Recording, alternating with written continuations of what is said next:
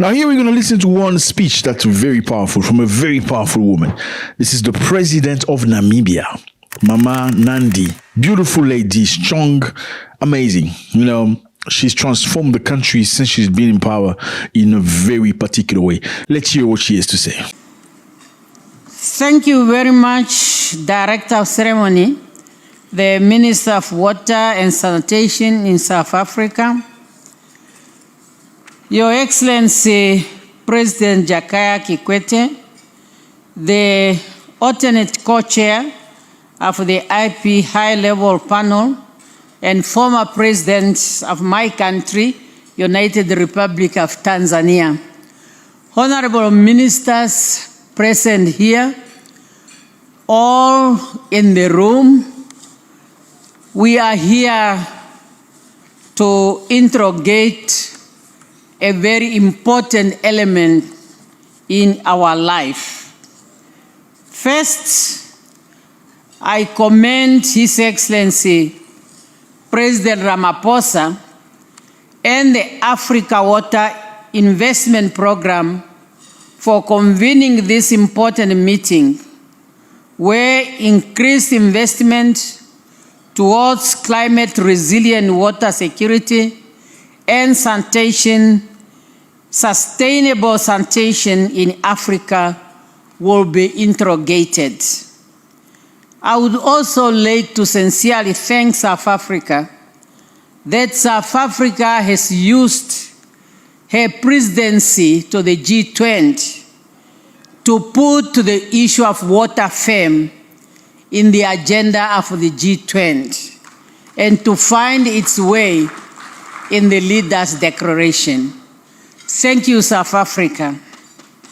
This water summit is convened at the right time under the theme of the year, which is ensuring sustainable water availability and safe sanitation system to achieve the goals of Agenda 2063. And some of us, when we talk about Agenda 2063, we know how much efforts we have put in the corridor of this building when we were developing this roadmap of the African continent. And it's something that we don't want to fail. And we want each and everyone in your sector, whatever you are doing, your focus should be to realize the goals of Agenda 2063. For many years, we have taken water availability as a natural or a normal phenomenon. Most African countries, especially those with perennial rivers, took it for granted that access to water was as easy as walking to the river and fetch the water. As such, the decision of allocating adequate funds into water, proper water infrastructure, was not considered as a top priority. Today, most countries, including Namibia, realize that water availability, security, and access are central to economic growth and the development of our respective nations. More so, the experience of the climate change, which opened our eyes to actually observe what we can consider a permanent source of water was drying up.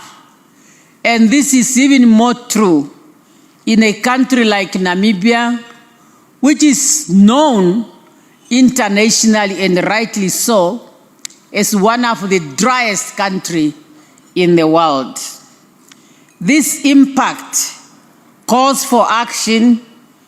At this time, we can say we are late, but there is a say, late is better than never.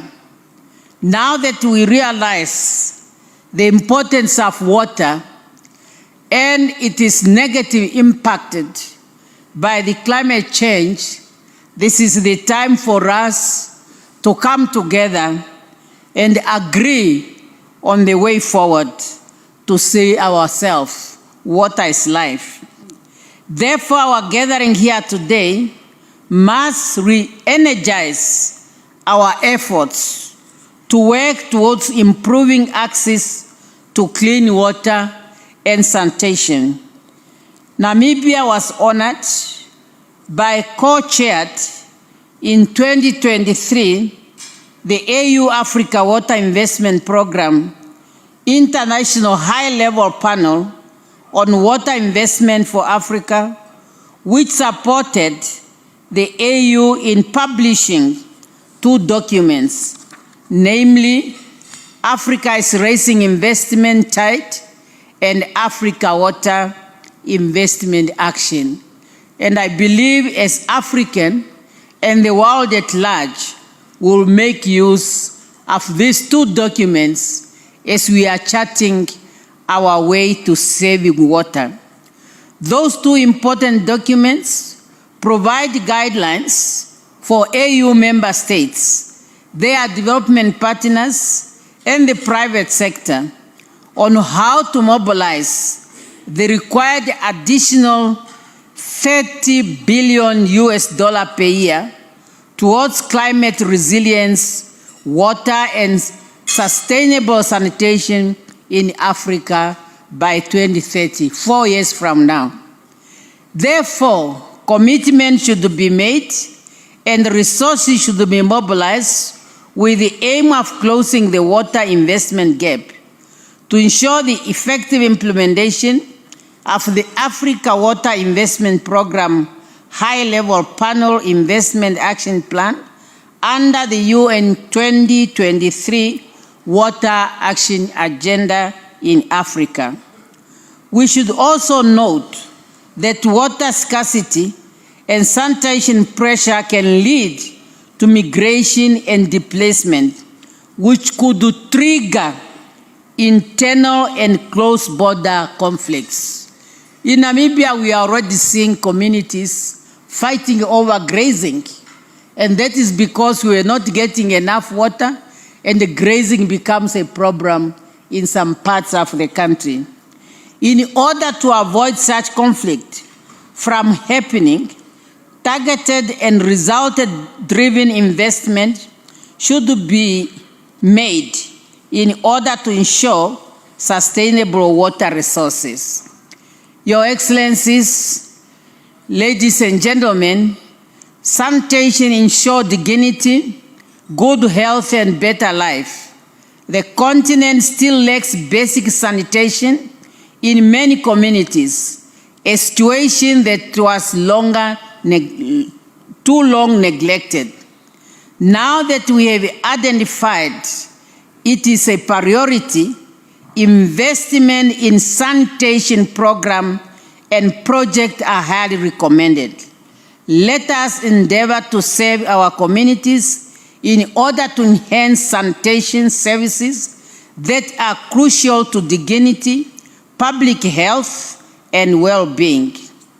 As guided by the Sustainable Development Goal 6, which focus on ensuring availability and sustainable management of water and sanitation for all, Namibia adopted the National Water Supply and Sanitation Policy, which focus on sustainable access to safe water, improved sanitation and hygiene through integrated planning, community participation, and national targets for 2030.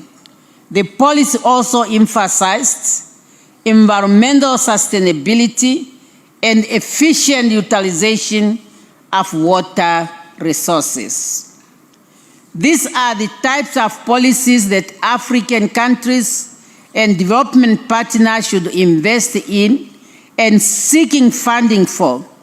It is my hope that our commitments and renewed drive for action will be able to raise the required funds to ensure that Africa's water security and availability and sanitation for all are achieved.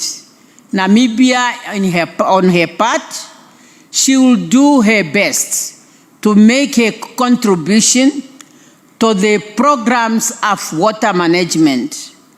We were honored by the board of the Global Water Management Project that has decided to host their headquarters or secretariat in Windhoek. And we believe through that secretariat, together as the Southern Africa and Africa as a continent, will make the best out of this program to serve the African people better in order to take our people out of poverty and make them to be self-reliant.